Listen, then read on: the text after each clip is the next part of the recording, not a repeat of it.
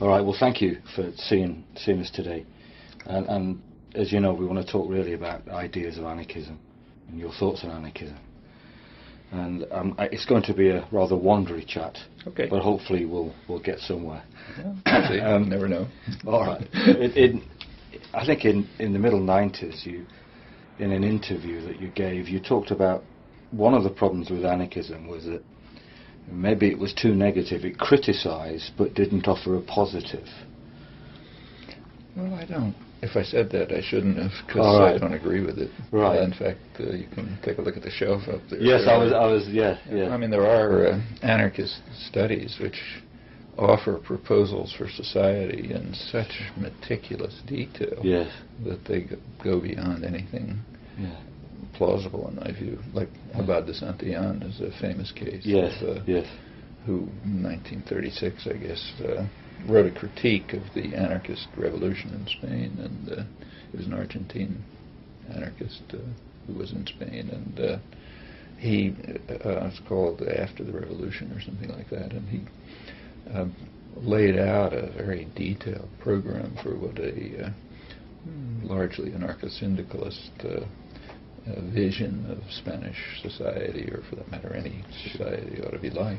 And there are many other proposals. I mean, I think the question about detailed planning for the future is not so much can we do it? Sure, we can do it in lots of different ways, but whether we know enough about human beings, about society, about institutions, the effects of introducing institutional structures into human life. Do we know enough about that to be able to plan in any detail what a society should look like, or should it be an experimental, guided by certain general ideas about liberty and equality and authority and domination, and just let people explore different ways of working through this maze and see what comes natural to them, how much variety there should be. What are you going to do with people who don't want to work, or people with criminal tendencies, or people who don't want to go to meetings, and there's millions of questions that come up. To what extent do you want to interchange jobs or delegate responsibility on the basis of interest and talent and so on? I mean, if somebody wants to be a carpenter or a nuclear physicist or a pianist, and somebody else wants to be an administrator, do you necessarily require that they interchange jobs as a matter of principle, even if they're all happy, or if they don't? I don't think we know. There's both positive and negative comments you can make about that, but I don't think we know the answers. I was reading Isaac Puente, the Spanish libertarian communist theorist, who was arguing rather like that, and he was arguing that, well, if one becomes a teacher, one learns by experience, and if one becomes a doctor, one learns by experience. One isn't a doctor when one's 22. You learn, and maybe that's how anarchism ought to be seen. Well, at a very general level, I think we would all agree that people in the rough range of those who call themselves anarchists, which is pretty broad, there would be at least a general agreement that whatever social structures and arrangements are developed, they ought to maximize the possibilities for people to pursue their own creative potential. And you can't make a formula for that. No. People are too different, and they ought to be different, and the differences ought to be encouraged. And just like with raising children, you want them to find their own path. You don't say, here's the rigid framework. Sometimes people do, but shouldn't say, here's the framework you're supposed to follow. And my own view, I differ from some of my close friends on this, is that we should be cautious about trying to sketch out the nature of a future society in too much detail. It's not that it can't be done. It can be done. It can be done in interesting ways, different ways, and has been done. But I think the real question is, to what extent is it important to do it, and to what extent is it important to just try and experiment and chip away at existing structures and so on. Actually, another problem, which I think must be faced is that at any particular point in human history, people have not understood what is oppression. Mm-hmm. It's something you learn. Mm. I mean, if I go back to my, say, parents and say my grandmother, she didn't think she was oppressed by being in a super patriarchal family where the father would walk down the street and not recognize his daughter when she came because you're not supposed to, not because he didn't know who she was, but because you don't nod to your daughter. Sure. It didn't feel like oppression. That just felt like the way life works. I mean, what psychic effects it had internally, that's a complicated question. But as anyone involved in any kind of activism knows, say the women's movement, I mean, one of the first tasks is to get people to understand that they're living under conditions of oppression and domination. Mm-hmm. It isn't obvious. No. And who knows what forms of oppression and domination we're just accepting Yes. without even noticing them.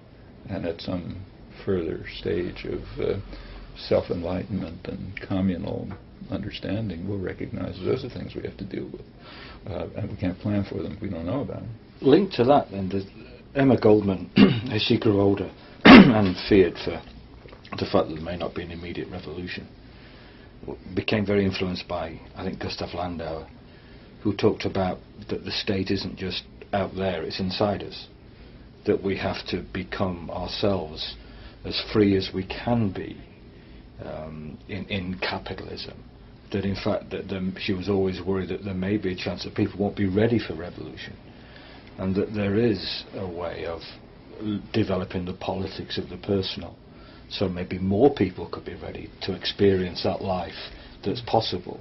That's quite true.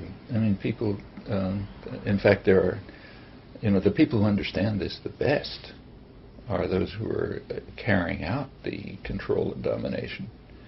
I mean, in the more free societies like the United States and England, where popular struggles have won a lot of freedom over the years, and the state has limited capacity to coerce, it is very striking that it's precisely in those societies that elite groups, the business world, state managers and so on, recognized early on that they're going to have to develop massive methods of control of attitude and opinion, because you can't control people by force anymore. And therefore you have to modify their consciousness so they don't perceive that they are living under conditions of alienation, oppression, subordination, and so on. In fact, that's what, probably a couple of $1 trillion a year spent on this in the United States, very self-consciously. I mean, from the framing of television advertisements for 2-year-olds to what you taught in graduate school economics programs. It's designed to create a kind of a consciousness of subordination, and it's also intended specifically and pretty consciously to suppress normal human emotions.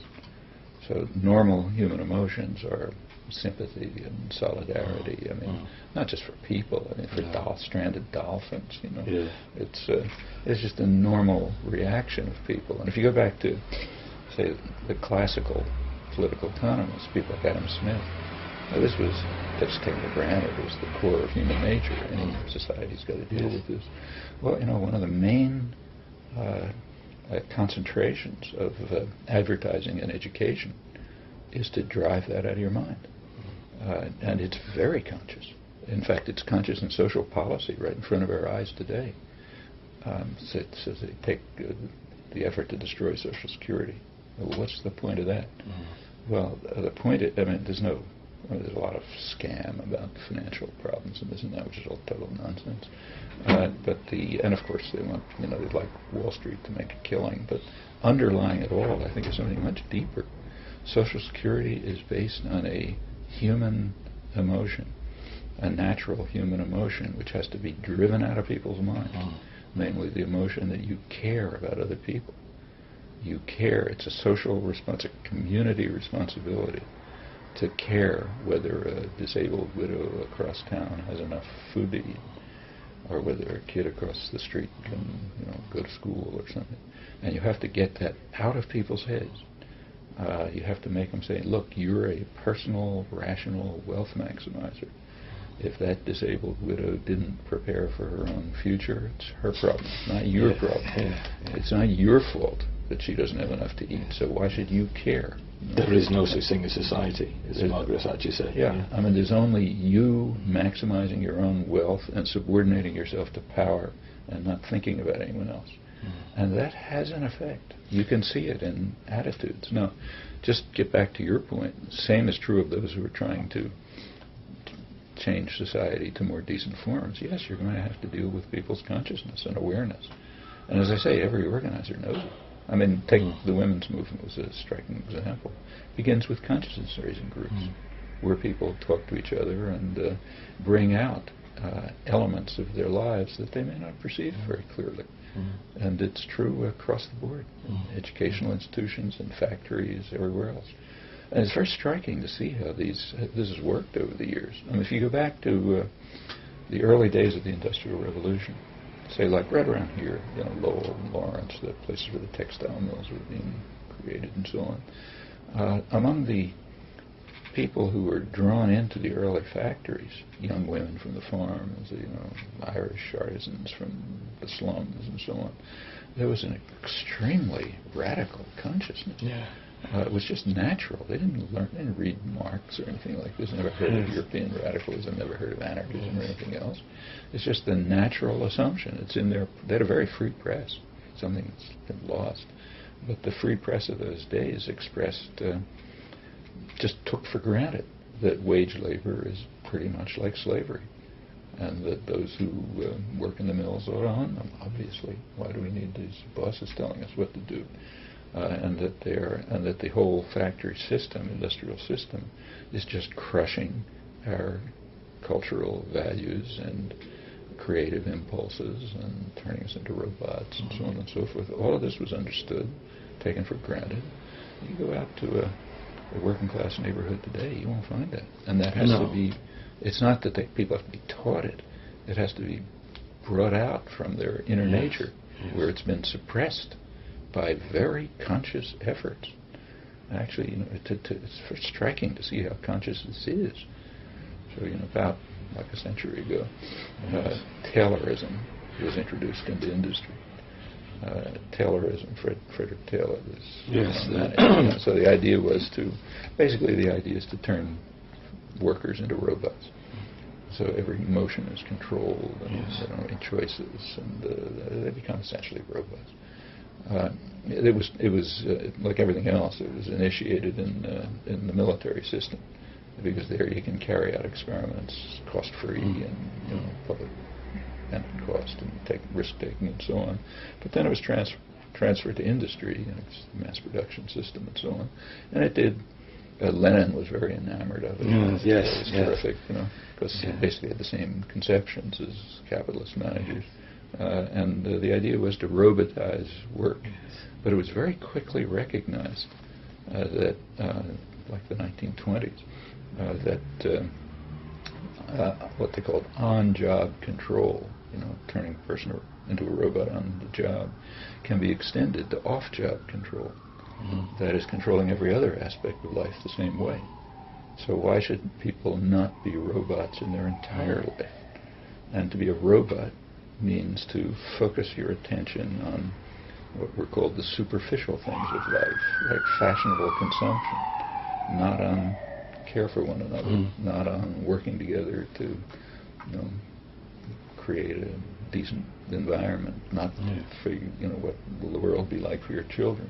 Just turn you into a passive consumer, an obedient a person who pushes buttons every couple of years and is taught that's democracy, follows orders, don't think, and identify your own value as a human being in the amount of useless consumption that you can carry out. And that's off-job control, and it runs through all the institutions, and it's a huge industry. And yes, to overcome off-job control and make people realize that, your value as a human being isn't how deep you can go in debt and how many credit cards you can max out to get commodities you don't want. That's not your value as a human being. It's something else. I mean, when you go to a mall and over the weekend and you see young kids who are in their spare time, young girls usually, their spare time was fun, is window shopping. Yeah, yes. I mean, that's, if they want to do it, you can't say don't do it. But what this tells you about how people's consciousness has been modified by off-job control is pretty frightening. Yes, yes. Linked to that as well, one of the things that I think is striking when you look at the history of anarchism is that at its most popular, it was almost an organic movement and answering community needs. The Jewish anarchists in New York in the 1890s, in Spain obviously, but Argentina, as you mentioned, France. Isn't community also being destroyed by things such as technology, where now there are more communities in cyberspace than maybe the type of community that you or I may have grown up? Myself, just a coal mining community where you knew everyone and everyone knew you, and yes, there were tensions, but you had that sense of relationships. Isn't that really going very quickly, and isn't technology helping that go? Well, in my view, technology is a pretty neutral instrument. Right. It could go in that direction, it could go in opposite directions. Right. I mean, technology could, in fact, be used to let the workforce in a factory run it without any managers, Sure. by providing people at the workbench with real-time information that would enable them to join with others in making sensible decisions. That's another use of technology. Sure, of course, that technology doesn't get developed. And in fact, there are very interesting studies of how it does work. So one of the main studies was done by, some of the best was done by David Noble, who used to be here and a little too radical. It doesn't be here anymore. Yeah. But he did some terrific work on a lot of things. But one of the main topics he studied was what's called numerical processing. That is, computer-controlled machine tool production, that kind of thing. And that was, like everything else, developed in the military system, where you can do it at public cost. Right. But it was designed. There were a lot of different ways of designing it, he points out. So one way of designing it would have been to eliminate managerial levels and put decision-making into the hands of skilled mechanics. Who sort of knew what they're doing. They're usually the people who know more anyway than the guys in the offices upstairs. Yeah. And I'm sure it was true in the coal mine. Yeah. The guys in the coal mine work, the guys down there, not the one who's sitting in an office in New York somewhere. But so put the decision-making into their hands, and the technology could have been designed for that. And studies were done showing that would even increase profits. But it was done the opposite way. It was done in such a way as to increase levels of management control, which is highly inefficient, to de-skill mechanics, and to turn them into robots who would just push the buttons. Yes. Well, that's a choice as to how to use technology. And it's a kind of class warfare. But it has nothing to do with the inherent nature of technology. And I think the same is true here. Right. However, the point you make is an interesting one, and I don't know what's going to come of it, but it is true that there are virtual communities, which are very real. I mean, I would say that 95% of my close friends I've never seen. Yes. We just interact all the time on the internet. And, my age, I figure it's perfectly reasonable, but when I see my grandchildren do it, I don't like it much. I mean, I think they have to learn things about face-to-face communication. Well, just going, because, my son does instant messaging, and he instant messages with people whom, when he's at school, he can hardly talk to. Yeah. But it provides a neutral framework, but I worry enormously because I'd rather he spoke and interacted. I agree with you. I don't know what kind of effect this is going to have on young kids growing up. Right. I mean, they live in an imaginary world. Yeah. And even interacting with people who are adopting false personalities. When kids used to play Dungeons yeah. and Dragons, well, okay, I didn't love it, but I didn't see anything much wrong with it.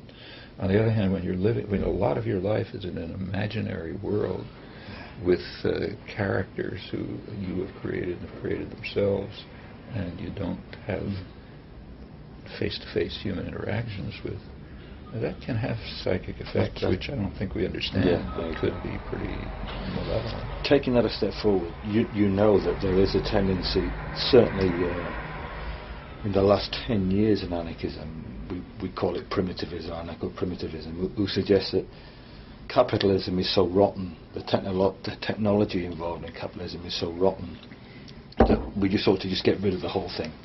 It's so destructive, so corroding, so horrible that it's just damaging people. Let's just get rid of it and step, back or forward, in their eyes, to a more natural, organic world at one with nature. Is that possible? I mean, I sympathize with the people who say that, but I don't think they are realizing that what they're calling for is mass genocide of billions of people, because the way society is now structured and organized, urban life and so on and so forth, if you eliminate these structures, everybody dies. For example, I can't grow my own food. It's a nice idea, but it's not going to work. Not in this world. And in fact, none of us want to live a hunter-gatherer life. There are just too many things in life that the modern world offers us. But just in plain terms of survival, that's calling for the worst mass genocide in human history. Yes. And unless one thinks through these things, it's not really serious. Yes. I agree. Sorry, a couple of quick things now. A lot of people I know in Europe know you through your introduction to Daniel Guérin's book, Anarchism. And it's like while ago, AK Press put out his No Goes No Masters in English. It's a great book. It's obvious that for Guérin, he was very keen to blend what I think he felt were the best aspects of anarchism and the best aspects of socialism into this libertarian, communist, libertarian socialism. Libertarian socialism is what he called it. Do you think that those two terms, libertarian socialism and anarchism, are synonymous, or do you think there are real differences? Well, I don't think you can really say, because the terms of political discourse aren't well defined. Sure. I mean, capitalism, trade, state, pick any one, they're pretty loose terms, which is okay. It doesn't make sense to try to define terms carefully when you don't have any explanatory theory to embed them in. But the fact is that we can't really answer the question. Anarchism covers too many things. Libertarian socialism covers too many things. But I sympathize with what he's trying to do. I think it's the right thing. I think if you look carefully, there are really close similarities and relationships among the anti-state, the more anti-statist, anti-vanguardist left elements of the socialist movement, the Marxist movement, in fact. Say people like Anton Pannekow and others. There's close similarities between them and some of the wings of the anarchist movement, like the anarcho-syndicalists. In fact, it's pretty hard to make much of a distinction between, say, Pannekow's workers' councils and anarcho-syndicalist conceptions of how to organize society. There are some differences, but they're the kind of differences that ought to exist among people who are working together in comradely relationships. Sure. That's a sensible blend, in my view. And the much sharper distinction is between all of these movements and the various forms of totalitarianism, like Bolshevism or corporate capitalism and so on. There you have a real break. Totalitarian structures on the one hand, free societies on the other. In fact, I think there are similarities between, significant ones, between libertarian socialism and anarchism, this blend, and even very mainstream thinkers like John Dewey. Yes. There are striking similarities. Well, I know he was quite influenced by Stelton, the modern school, and he took a lot of those ideas and thought about them, visited. His basic view was that unless we eliminate what he called industrial feudalism and turn it into industrial democracy, which means pretty much workers' control, then the whole formal democratic system doesn't really mean very much. I mean, and he comes straight out of the mainstream of American history as American's apple pie. A couple of quick things. I know from reading you, you're very much impressed, I think, it would be good, by people like Pannekoek and Gorter, that left communist strand. I take it you don't see a danger of things like workers' councils or the work of Pannekoek or Gorter leading to another form of totalitarianism. You think that breaks from that? No, I think there's plenty of danger. Right. But there's also danger that participatory economics could lead to totalitarianism. Yes. I mean, every one of us has been in movement meetings, and we all know the dynamics. If you're in whatever you're working on, putting a traffic light on the corner, or organizing resistance against the Vietnam War, whatever it may be, there's a meeting of people, and we differ in our levels of tolerance for boring activities. I mean, some people just drop off pretty fast, like me, for example. I just can't tolerate too much of it. Other people are really committed to basically controlling it. And there is a natural dynamic in which the most free, cooperative, libertarian structure can turn into an authoritarian one, just by virtue of who's going to stick around and, take enough control and finally make the decisions, and everybody wants to go do something else, and so on and so forth. Those are always dangerous. The last person standing. And you'll never overcome them. We're all perfectly familiar with it from groups of friends, affinity groups, working on something or other. Yes. So yes, those are always problems to deal with, and you can't. There's no magic formula for preventing that from happening. Okay, and linked to that, I guess, is what you feel about the role of class and change in anarchism. It's no doubt that certainly I think in America there is a tendency in anarchism, in new anarchist thought, to see classes belonging to the past.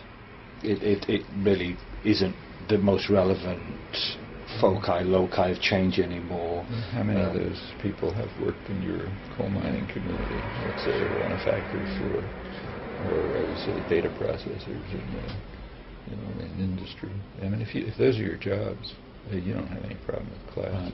You know who gives the bosses and who gives the orders and who takes them, and you know why. You understand the capital concentration that lies behind the choice of those who give the orders and those who take the orders. Now, those are class differences. Often some other domain you can say, I don't see them, but enter into the real life of people who live and work in society, and I don't think they have much problem discerning class differences and their significance. There's a huge difference between giving orders and taking. Yeah. Yes.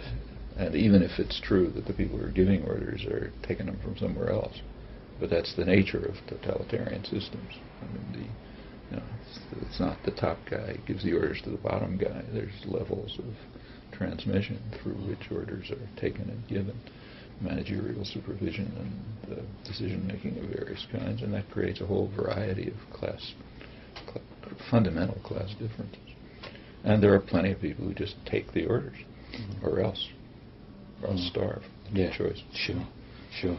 And in fact, we see class issues arising all the time. I mean, take, say, real concrete issues. Like one of the very concrete issues right now is what's called outsourcing. Mm-hmm. What attitude should people take toward outsourcing? And they're conflicting values. I mean, first of all, outsourcing is a very misleading term. Outsourcing is internal to totalitarian institutions. I mean, if GM outsources, that means they are transferring jobs to a company, a firm under their control, which is able to escape labor laws, environmental constraints, and so on, and to give them cheap inputs for the next stage of manufacturing. But that's all internal to command economies. So outsourcing is, it's kind of like a pretense. That's something to do with the free market, or doesn't. It doesn't. It has to do with internal workings of command economies. All right, what should our attitude be towards it? I mean, if people here are losing their jobs because you can get a worker at 10% of the cost in, say, India or China, should we be for it or against it? Well, there's arguments both ways. And I think all the arguments are highly misleading because they're accepting a framework that we shouldn't accept. I mean, if you accept the framework that says totalitarian command economies have the right to make these decisions, and the wage levels and working conditions are fixed facts, and then we have to make choices within those assumptions. Well, then you can make an argument that poor people here ought to lose their jobs to even poorer people somewhere else, because that increases, economic pie, and you go through the usual story. But why take those assumptions? Yeah. I mean, there's other ways of dealing with the problem. For example, rich people here, like people like me, for example, who are on the top few percent of the income ladder, we could cut back our luxurious lifestyles, pay proper taxes, all sorts of things, and I'm not even talking about Bill Gates. I mean, just people who are reasonably privileged. Instead of imposing the burden on the poor here, and say, well, you poor people have to give up your jobs because even poorer people need them over there, we could say, okay, we rich people will give up some small part of our ludicrous luxury and use it to raise living standards and working conditions elsewhere, and to let them have enough capital to develop their own economy by their own means, and then the issue won't arise. But it's much more convenient to say poor people here ought to pay the burden under the framework of command economy totalitarianism. That's the easy way. But if you think it through, it's certainly not the only way. No. And almost every social issue you think about, real one, live one, the ones right on the table, has these properties. Right. We don't have to accept and shouldn't accept the framework of domination of thought and attitude that allows only certain choices to be made. And those choices almost invariably come down to how to put the burden on the poor. Yes. That's class warfare. Yes. You don't want to call it class, don't use the word, but it's class warfare, even by real nice people like us who think that it's good to help poor workers in China. But within a framework of class warfare which preserves our own privilege and transfers the cost to the poor here. And these are critical matters of raising consciousness among very decent people, our friends. Here's a more grim question, I guess.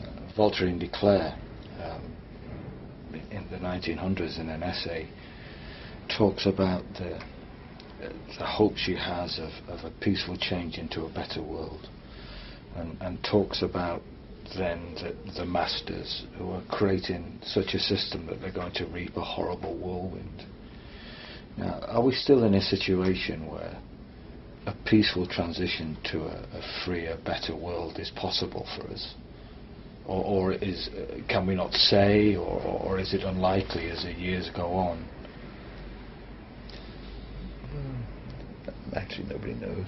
Right. But my own subjective judgment, low credibility subjective judgment, is that the opportunities for peaceful change are considerably greater now than they have been in the past. Right.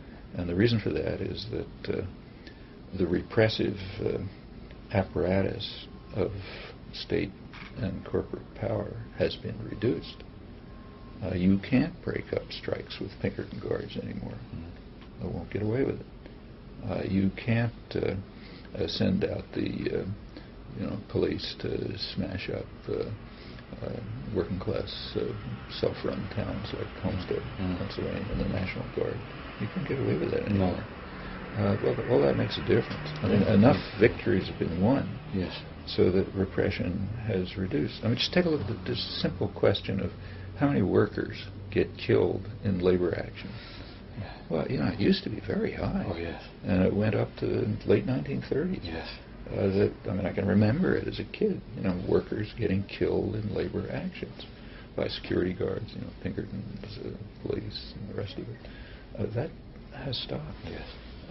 Maybe occasionally it'll happen, but it's a substantial change. Certainly, when we look at the Emma Goldman papers, we look at the New York Times, or we get students to look at the daily papers of the 1890s. I think every week there's an unnamed worker just killed. I saw it as a kid. Yeah. And childhood memories of watching police wade into groups of women strikers outside a textile plant and just beating the shit out of them. Well, I don't think you get away with it now. No. All right, and that generalizes. Just like it'd be much harder now for the U.S. to institute a military coup in, say, Brazil than it was 40 years ago. Much harder. In fact, probably impossible, because there have been just enough changes so that people won't accept it anymore. And the structures of power have dissolved. Right. By now, in fact, a lot of the structures of power are very fragile. A lot of them have shifted from direct coercion to indoctrination and thought and attitude control. Well, that's bad enough. It's bad enough to have your kids bombarded with horrendous television.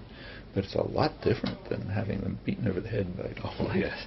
Yes. And having torture chambers around and so on. So those changes mean that there are many more options for peaceful change. But it does make it more complex to fight back. Yeah, it makes it very complex because you have to fight out of... At least if there's a Pinkerton guard, you know who your enemy is. You know who your enemy is. And when it's your friendly executive in the soulful corporation who's really on the same side that you are and so on and so forth, then it's harder. But it doesn't mean it's impossible. No.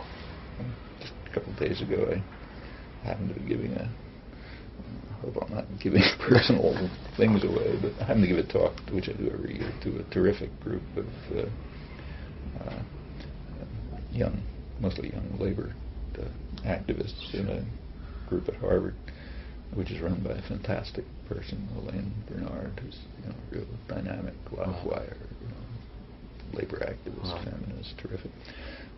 This program for bringing the young labor leaders into Harvard was begun, I guess, around 1940 as part of the corporate academic reaction to this perceived threat, real threat, of significant radical labor action that might just revolutionize the country.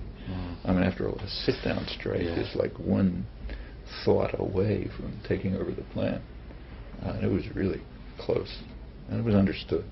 Well, part of the technique of undercutting that, as it was becoming harder to use Pinkerton guards and police and so on to smash this up, it became understood that what you have to do is socialize the rising young labor leadership, civilize them, teach them how to bring them to Harvard and do what Harvard's good at.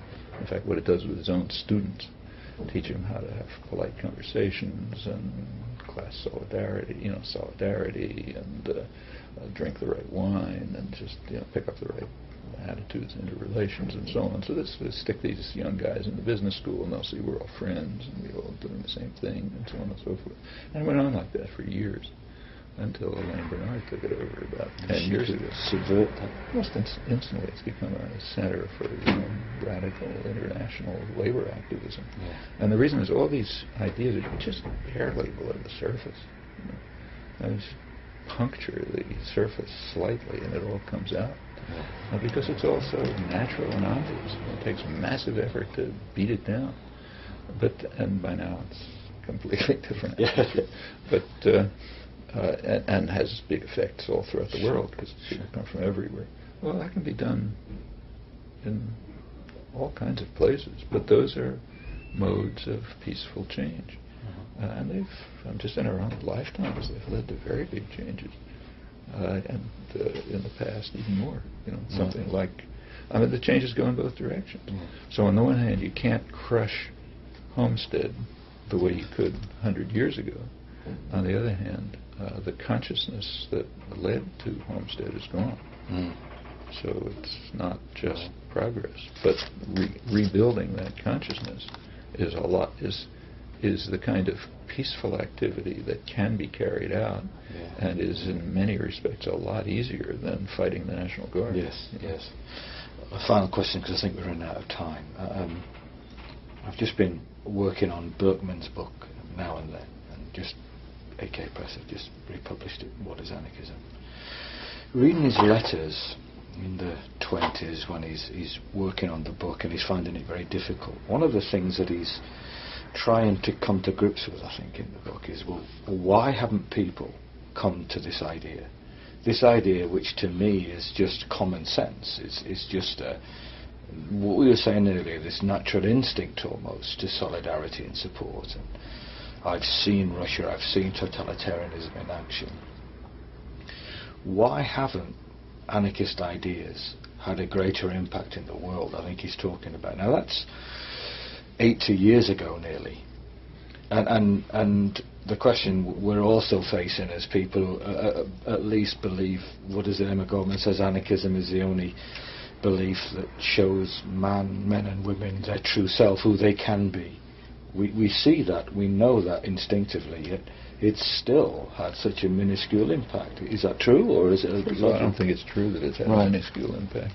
Right. I mean, a lot of the progressive social change of the past century, isn't anarchist. Like a progressive taxation isn't anarchist, Social Security isn't anarchist, but it's a reflection of attitudes and understanding, which, if they go a little bit further, do reflect anarchist commitment. And they are based on the idea that there really should be solidarity, sympathy, community, mutual support, mutual aid, and so on and so forth, and opportunities for creative action. And they're all based on these. They don't, they're subdued and channeled and modified, so they don't take real libertarian forms. But they're there, and they lead to social change. Why hasn't it gone further? Well, a large part of it is violence. So take, say, Berkman's experience in Russia. He entered into a violent totalitarian state. I mean, up until the Bolshevik takeover, coup, revolution, whatever you want to call it, up until that, there were very significant popular libertarian, sometimes anarchist initiatives all over, running from peasant anarchism in the Ukraine to workers' councils, the Soviets, and so on and so forth. They were simply smashed by force, by great violence. I mean, Lenin and Trotsky were totalitarian extremists, and they had a theory behind it. They were kind of dedicated Marxists who believed that a backward, primitive country like Russia can't go to socialism. The master's principles tell us that. And therefore we have to drive the country by force through the stages of essentially state capitalist development, and then ultimately something will happen. I mean, they weren't repeating the master accurately. This required suppression of many years of Marx's later work, which were literally suppressed when he was studying the peasant societies in Russia and so on and so forth. But that doesn't really matter. I mean, the point is they had a conception, they used it, they had the force. It wasn't easy, to destroy Makhno's movement or Kronstadt or to eliminate the Soviets and so on. It wasn't a trivial operation, but it was carried out. And Berkman saw it, and he saw a vicious totalitarian society arising very much the way anarchists had predicted. Yes. I mean, Bakunin spelled it all out. In fact, even Trotsky in his early work before he joined it said what was going to happen, as did Rosa Luxemburg and others. But it happened. So, and that's their variant. Our variant was different. Berkman was writing right after Wilson's Red Scare, which made the Patriot Act look like a Tea Party. It was a violent repression run by the progressives, Woodrow Wilson and others, and not just affecting anarchists, not just Emma Goldman, who was kicked out, but even people pretty much in the mainstream, yes. like Eugene Debs, leading labor figure. Wilson was completely vindictive. He tossed him into jail because he raised some questions about the nobility of Wilson's war and refused even to grant him an amnesty when everyone else was granted an amnesty. This was real vindictive. And it really crushed independent thought, crushed labor, had a big effect. So it was violence. Alongside the violence, there is the rise of massive propaganda. That's the rise of the public relations industry, to try to control attitudes and beliefs. But quite apart from that, there's something quite simple. There are disciplinary effects to the way life is organized. Take, say, students today.